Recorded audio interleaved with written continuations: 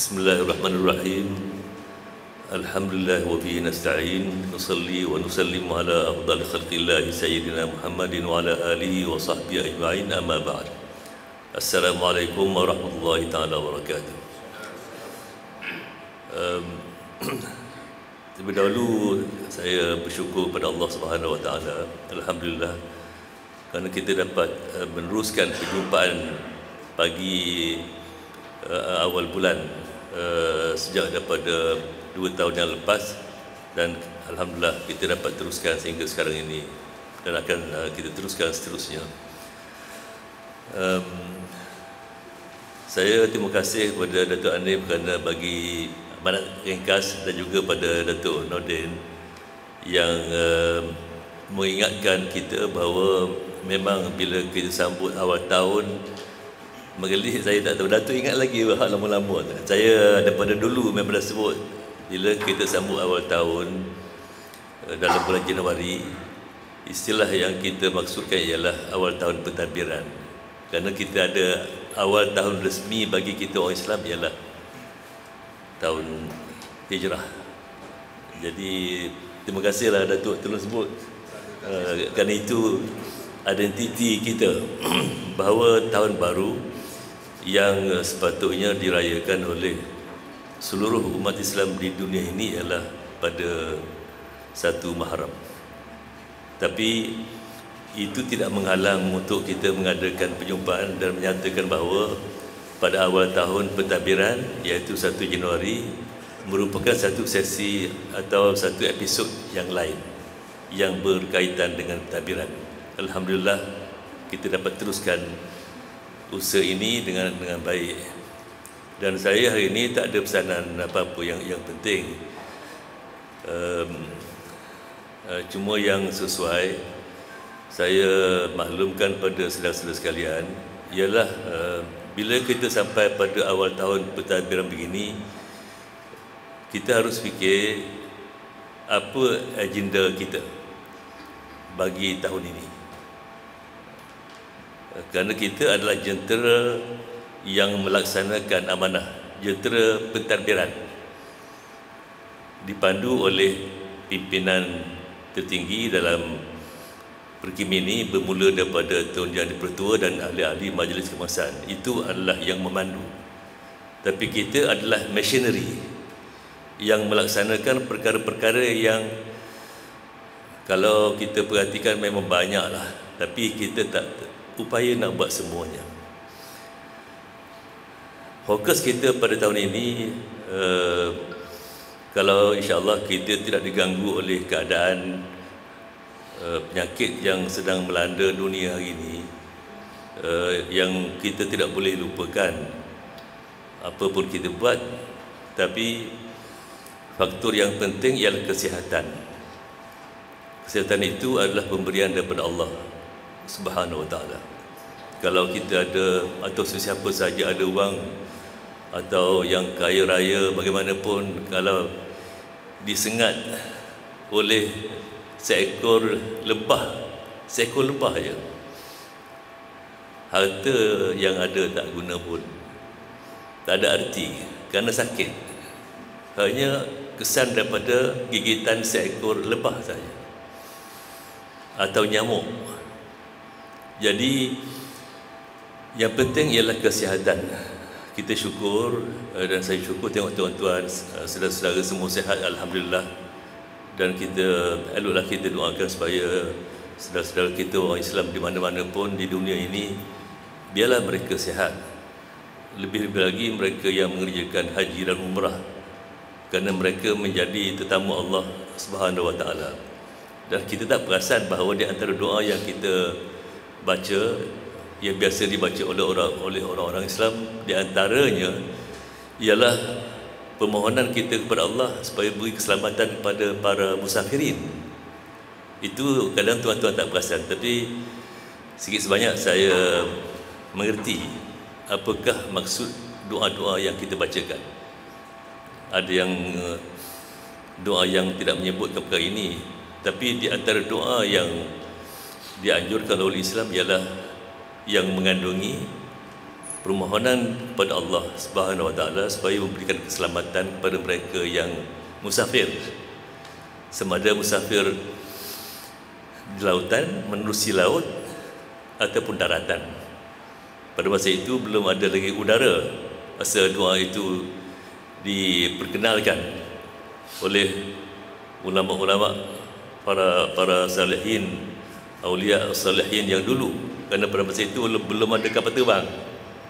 Maka doa itu menyebutkan bahawa wahai Tuhan, maksudnya berilah keselamatan pada mereka yang musafir, sama ada di lautan atau di daratan.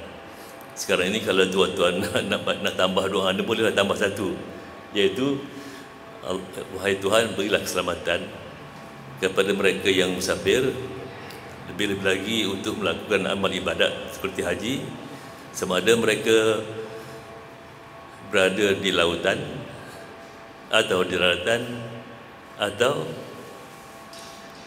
di awan atau di angkasa. Jadi sebab itu kita di Perkim ini, tahun ini adalah tahun 2023 pentadbiran. Di antara perkara yang kita perlu bagi melaksanakan amanah yang diberi pada kita sebagai jentera mentadbir, walaupun kita tidak ramai, sini cuma dalam 40 orang lebih, 50 orang, tapi yang di sini, Perkim di sini ibarat sebatang pokok, iaitu batangnya di sini. Batang hanya satu saja, nampak kecil, tapi Perkim ini selain daripada batang yang menjadi asas, yang menjadi teras kepada pergerakan Perkim, tapi akarnya bertaburan di merata-rata. Di mana-mana negeri terdapat Perkim. Jadi bila kita bergerak melaksanakan urusan, pertama kita minta Allah Subhanahu wa taala beri pada kita kesihatan dan kepada semua sekali. Baru kita boleh jalankan agenda kita. Agenda tahun ini, dengan izin Allah, kita mohon supaya dapat kita beri fokus kepada mereka yang baru memeluk agama Islam. That is one of the most important agenda. Siapa masuk Islam, maka kita anggapkan itu adalah satu perkara yang kita kena fokus lebih sikit. Dengan tidak menafikan pada masa yang lepas memang sudah pun diberikan fokus, tapi cuba kita sama-sama renungkan peristiwa yang besar dalam kehidupan seseorang. Memang banyak, di antaranya hari kelahiran, hari kematian, hari perkahwinan, hari pertunangan, dan kadang-kadang perkara-perkara yang sebegitu. Anak masuk sekolah, anak berkahwin, itu semua penting. Tapi jangan kita lupa bahawa apapun peristiwa-peristiwa itu, di antara perkara yang sangat penting bagi seorang manusia di dunia ini ialah bila mereka menukar akidah mereka. Bila menukar akidah, it is not a small matter. Tukar kepercayaan. Tukar kepercayaan merupakan perkara yang sangat penting, kerana ia berkaitan dengan kehidupan dunia dan akhirat. Maka sebab itu kita pun sentiasa bersyukur kepada Allah Subhanahu wa taala kerana peristiwa menganut agama Islam atau memeluk agama Islam ini adalah berlaku di mana-mana. Tapi walau bagaimanapun, bila kita mendengar seminar-seminar dan perbincangan mengenai dengan cara kita melayani saudara baru ini, saya fikir tentulah kita boleh perbaiki. Dan bagi Perkim, saya fikir kita buat setakat yang kita boleh. Dalam tahun ini, di antara fokusnya adalah kita hendak melihat dan menyantuni bila mereka menukar akidah. Kita nak jadikan sebagai satu peristiwa yang dia sendiri bukan hanya mengucap kalimah syahadah, tapi pada masa pengucapan syahadah buat kali yang pertama secara resminya, maka kita cuba cari jalan bagaimana untuk menjadikan penganut itu bahawa peristiwa mengucap syahadat itu memang mengesankan kepada dirinya. Caranya bagaimana? Maka kaedahnya ataupun perkara-perkara yang kita perlu buat, saya akan bincangkan di perkim ini untuk kita pastikan bila ada peristiwa masuk Islam itu, that is going to be the one of the biggest thing of our activities. Kerana bila kita lihat sejarah Islam sendiri, kita sebagai jentera pentadbiran, tuan-tuan boleh banyak pahala lah, walaupun tuan jaga elektrik ke, jaga lift ke, jaga apa ke, tapi di hati kita terdapat atau terselit satu perkara, iaitu kita walaupun kita jaga perkara-perkara yang lain, tapi bila kita dengar ada orang masuk Islam, kita berkata Alhamdulillah, walaupun kita bertugas di bahagian-bahagian yang lain. Jadi peristiwa masuk Islam ini bukannya baru, dah lama. Cuma saya nak tarik perhatian, nak berkongsi sedikit lah. Yang ini Datuk Nordin dah sedia arif lah, kerana dia dah lama menguruskan hal ini sewaktu di JAKIM dahulu, dan juga Datuk Hanif di Perkim ini. Yang biasa Datuk Hanif ni dia biasa pergi ke Kemboja lah, bagaimana orang bukan Islam di Kemboja masuk Islam. Datuk Hanif ni dia pakar Kemboja lah ni, memang hal Kemboja dia punya. Tapi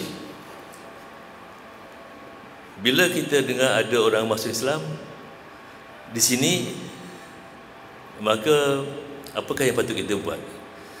Dan peristiwa ini bukan baru, zaman Muhammad sallallahu alaihi wasallam lagi. Cuma ada sedikit, mungkin boleh saya sebutkan sebagai kita tidak memberi fokus yang bersungguh.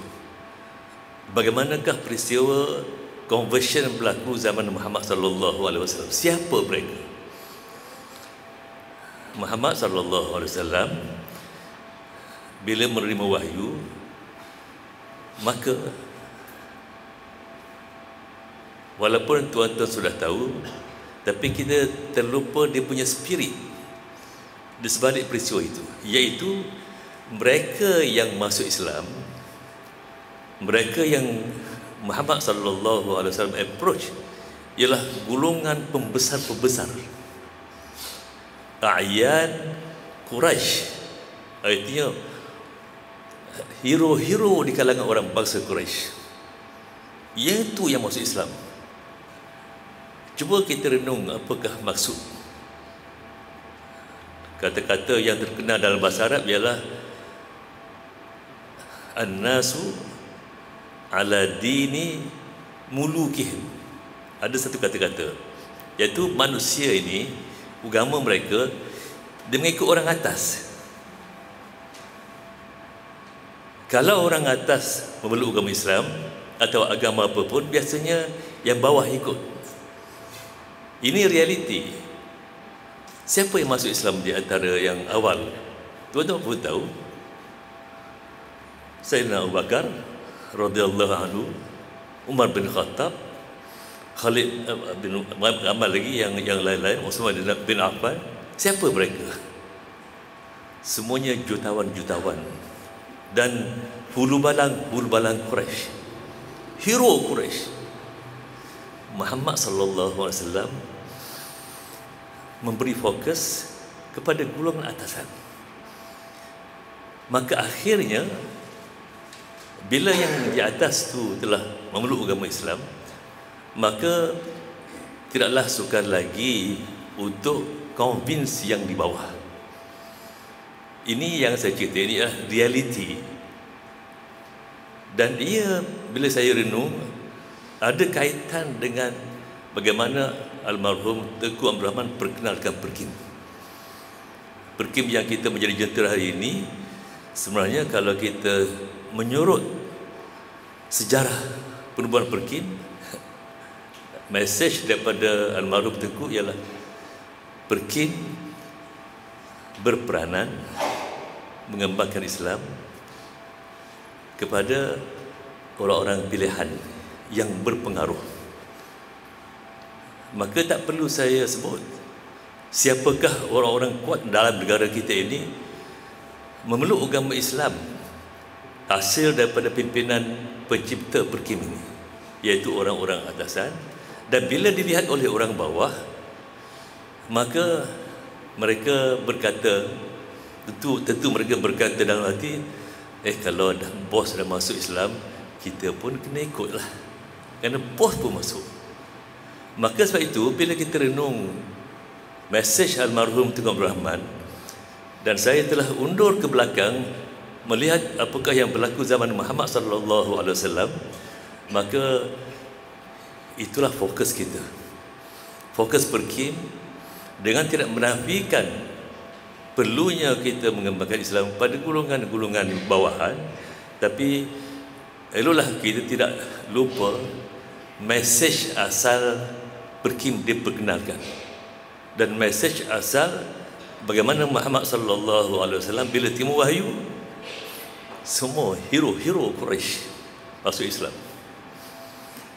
Alhamdulillah, perkembangan yang ada walau bagaimanapun adalah baik. Tapi fokus kita, bila saya dah sebutkan tadi bahawa peristiwa menukar agama adalah peristiwa yang penting, kerana menukar akidah daripada satu akidah pada akidah yang lain, maka kita nak hargai mereka yang menjadi saudara baru ini. Detail, maka saya akan bincang dengan Datuk Nordin dan Datuk Anif bagaimana cara kita nak menjadikan setiap yang masuk agama Islam menerusi Perkim ini. Yang di lain tentu telah ada rancangan di majlis-majlis agama, tapi yang Perkim buat, kita nak meletakkan peristiwa itu sebagai peristiwa yang penting, dan kita kena fokus. Dan berita kita pun, berita Perkim ini, walaupun berita lain pun penting, tapi jangan lupa highlight Perkim ini ialah tentang kemasukan ke dalam agama Islam, peristiwa conversion. Dan di antara caranya ialah bila ada conversion, pada masa ini sedang berjalan juga, tapi kita akan perelokkan lagi, disaksikan oleh siapa dia, turut hadir oleh pegawai kanan. Bila ada peristiwa, kita akan beritahu, elakkan dulu, besok ada ini. Dan mungkin saya pernah hadir sama, nak tahniah kepada mereka yang telah masuk agama Islam, supaya mereka merasakan bahawa mereka disambut dengan begitu mesra, mengucap syahadah. Dia lihat bagaimana sambutan kita pada mereka. Dan itu di antara perkara yang saya nak sebutkan, bahawa highlight pada tahun ini ialah niche activity, ialah conversion.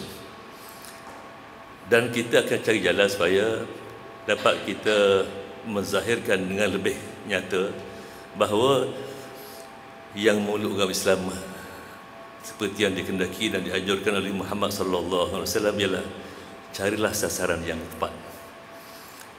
Yang atas masuk Islam, maka yang bawah akan mengikut.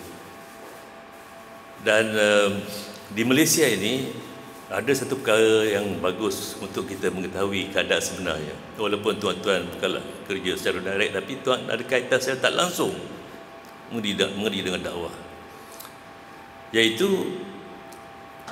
di Malaysia ini orang Islam lebih kurang 60 juta lebih, 60% lebih, more than 65% Muslim. Yang bagi 35% lagi adalah non-Muslim.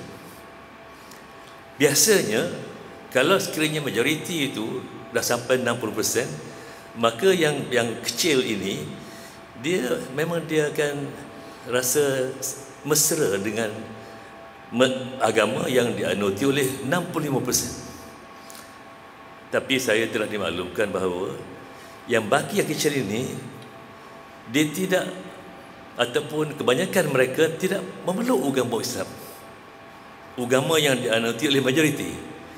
Mereka banyak beralih agama kepada agama lain, bukan agama yang dianuti oleh majoriti. Apa maksud saya? Artinya ini cabaran pada badan seperti Perkim ini, dan juga agensi-agensi agama yang lain, iaitu mungkin usaha untuk menjelaskan hal Islam ini kurang lengkap lagi. Kerana kita biarkan dia 35%, akhirnya dia dibawa oleh pihak lain. Saya tak payah sebut mereka menjadi menganut agama apa, tapi mungkin tuan-tuan tahu apakah agama mereka, agama baru mereka yang 35% ini sejak daripada kita merdeka. Dan ia menggambarkan bahawa ada sedikit tanda kealpaan usaha-usaha pihak Islam ini untuk nak menerangkan, bukan paksa, tapi untuk menerangkan Islam.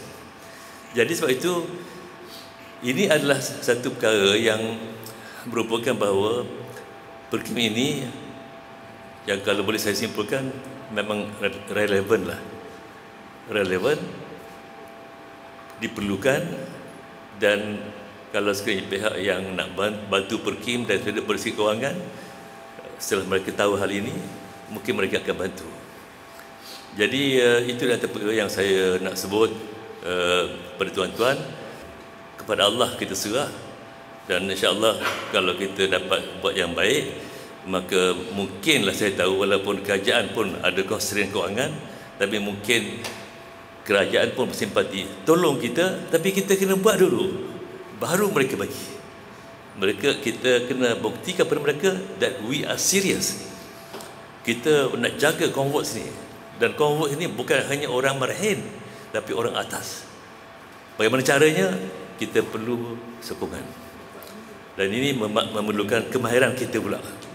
Ini satu cabaran pada Cemat Pentadbiran ni, kerana kemahiran ataupun communication skill adalah kita perlukan, dan yang ada kos sikit, kerana kita perlu latih menggunakan bahasa Perancis ke, bahasa Inggeris ke, bahasa Arab ke, di macam-macam bahasa. Kan yang datang masuk Islam ni macam-macam agama ada, macam-macam bahasa ada.